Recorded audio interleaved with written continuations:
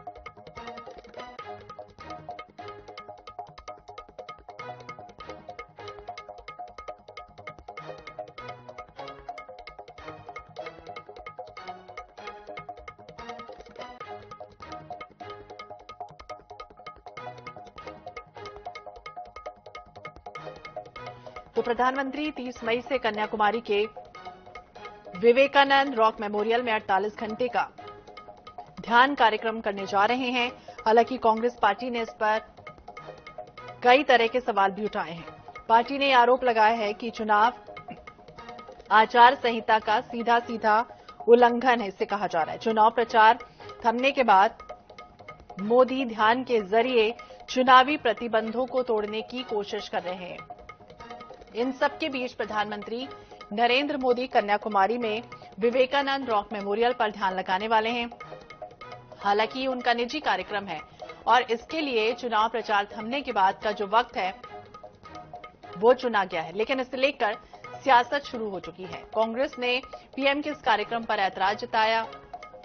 PM का ध्यान आचार संहिता का उल्लंघन है, इस तरह की बातें विपक्ष कर रहा है। इसे लेकर अभिषेक मनु सिंघवी ने चुनाव आयोग में अधिकारियों से मुलाकात की है और ये कहा है कि 48 घंटे की मौन अवधि के दौरान किसी को भी प्रत्यक्ष या फिर अप्रत्यक्ष रूप से चुनाव प्रचार करने की अनुमति नहीं दी जानी चाहिए। ममता बनर्जी ने भी इसका विरोध किया। उन्होंने ये कहा कि नरेंद्र मोदी के इस ध्यान को टेलीविजन पर दिखाया गया तो इलेक्शन कमीशन में शिकायत दर्ज होगी। इधर पीएम मोदी के दौरे के कारण स्मारक 29 मई से 1 जून की शाम तक पर्यटकों के लिए बंद होगा। मोदी रॉक मेमोरियल की उसी शिला पर ध्यान लगा रहे हैं जहां स्वामी विवेकानंद ने कभी ध्यान लगाया था। यानी मोदी 2019 में आखिरी फेज की वोटिंग से पहले केदारनाथ गए थे, याद होगा आपको। यहां रुद्र गुफा में 17 घंटे उन्होंने ध्यान लगाया था।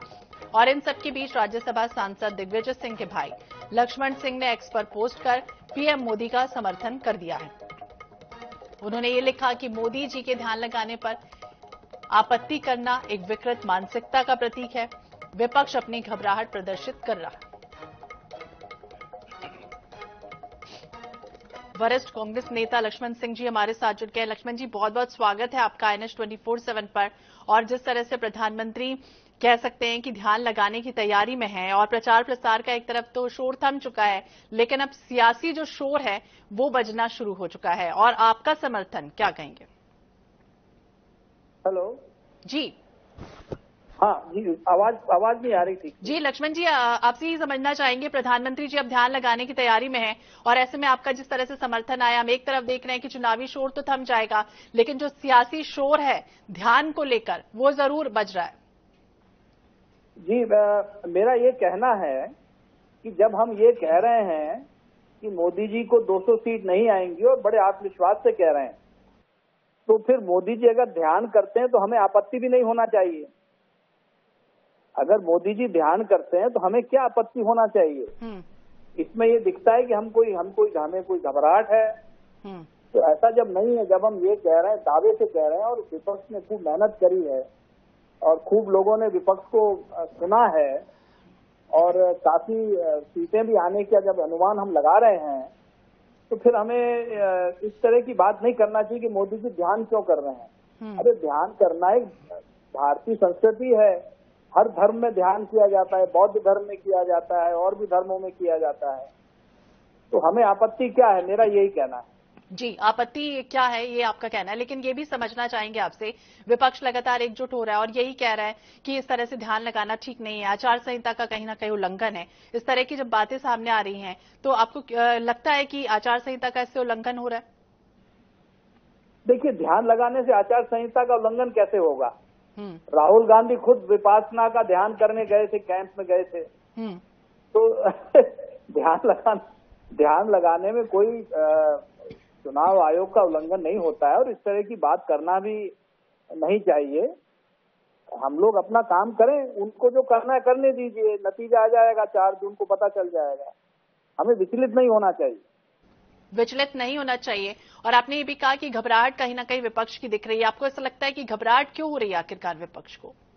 नहीं, विचलित नहीं होना चाहिए। मैं तो यही कह रहा हूँ ना, जब हम इतने आत्मविश्वास से कह रहे हैं कि हम मोदी जी 200 सीट नहीं लाएंगे, तो फिर हम विचलित क्यों हो रहे हैं? उन्हें करने दीजिए, ध्यान लगाने में क्या प्रॉब्लम?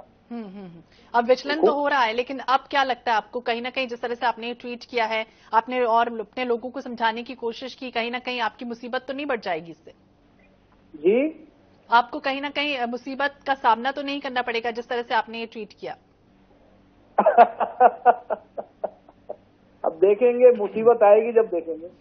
शुक्रिया लक्ष्मण जी बातचीत करने के लिए। तो समुद्र तट पर लोगों की एंट्री पर बैन भी लग जाएगा, पीएम के ध्यान पर सियासत शुरू हो चुकी है, विपक्ष अपनी घबराहट प्रदर्शित कर रहा है, आपको ध्यान लगाने से कौन रोक रहा है, इस तरह की बातें लक्ष्मण सिंह ने की।